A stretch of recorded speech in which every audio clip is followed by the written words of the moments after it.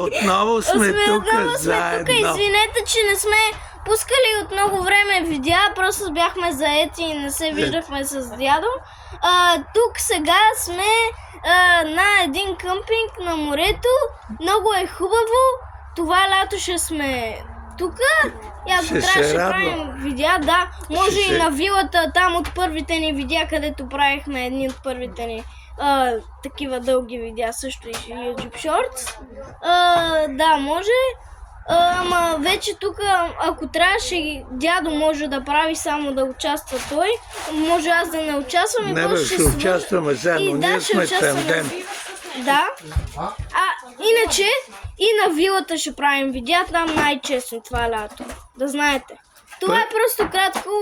Първото нещо, с което искам да ви представя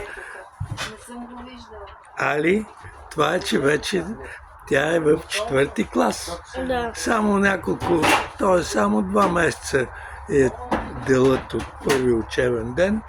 Тя е толкова щастлива, но не по-малко щастлива е и тук на къмпинга, където има приятелчета и се играе с тях, плуват заедно, ходят по морето, тук се радват на мидите, на топлата вода и